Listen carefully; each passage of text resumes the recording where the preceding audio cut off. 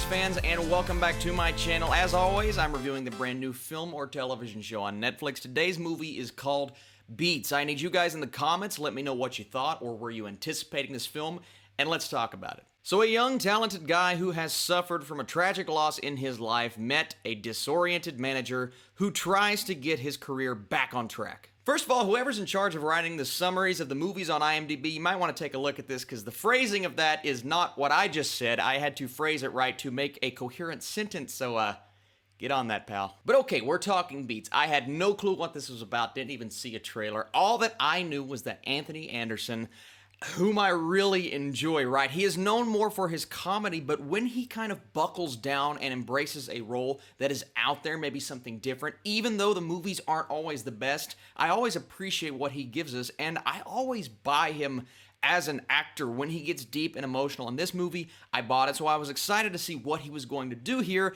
and then the concept of Beats. How does that tie into the actual story? And in the first few scenes, you see the character wearing Beats headphones. I'm like, oh no, this is just going to be a commercial for Beats by Dre. Don't get me wrong, I love me a good pair of Beats. I've had the same pair for like 6. Oh no, this is a commercial. Starting out, I didn't know which way this movie was going to go, and prior to that scene with the Beats, I was very excited for the potential because there's a scene at the beginning of this movie that caught me so off guard. I didn't read the summary.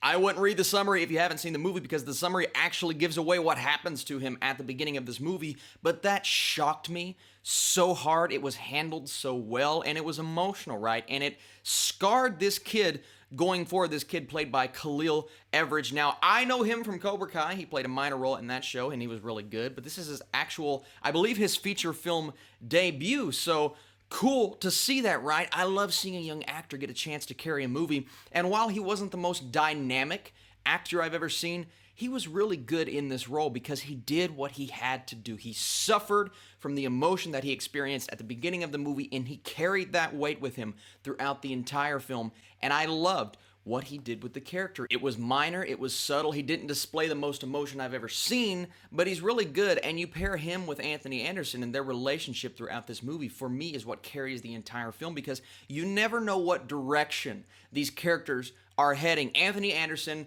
miraculously comes into his life and tries to get him to pursue this musical career because he sees something in him, and it just so happens that Anderson is a music producer, right? So you have this conflict going on. Should I go and do this thing? Should I leave the house? A house which he has not left in so long because of what happened to him at the beginning of the movie, and you buy that. You buy the fact that it scarred him. You buy the fact that where he lives is not a safe place, so he does not want to leave what he's familiar with, leave his surroundings, but he also has another reason to leave because there is this girl involved, right? And every time she walks by his house, he looks out the window, but he finally makes the move. Now, that is a story aspect that I wanted to see more of. Now, they hit on it, and they end with certain parts of it in the third act, but I wanted to see that relationship explored a bit more because that's kind of the driving force for him in the movie. Even though, yes, he wants to pursue this musical career, and you can see he has talent. I wish that was displayed a bit more as well,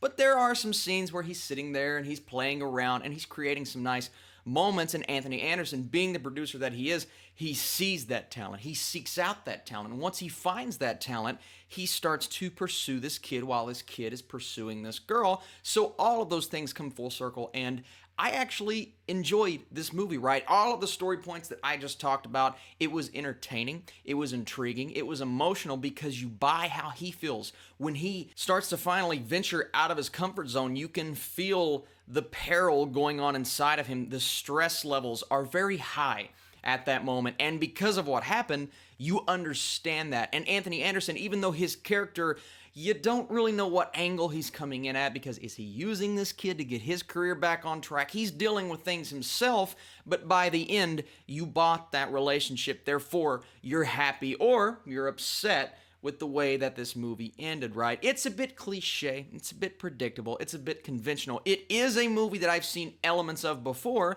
but it was also charming, it was kind of surprising, it captured the reality of a situation like that. I do have some issues within the filmmaking, right? It's a bit choppy in terms of editing, didn't love some of the transitions, and the score.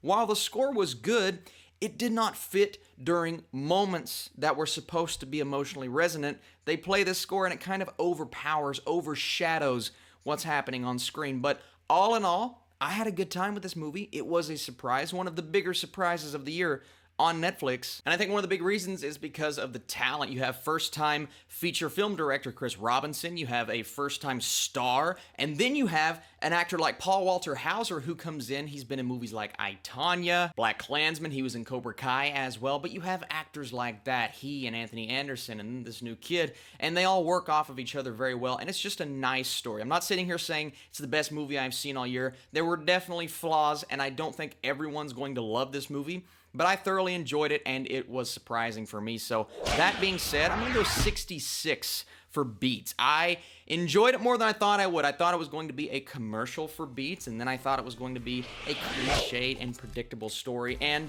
it was a bit predictable, but I still had a good time with it. Thank you guys so much for watching this video. Have you seen Beats on Netflix? Is it one of those Netflix movies that surprised you, or did it underwhelm you? All of those things are understandable. If you enjoyed this Netflix review, hit that thumbs up, and stay tuned because tomorrow, Toy Story 4, baby. We're finally watching it and reviewing it. You guys are the best, and I'll see you very soon.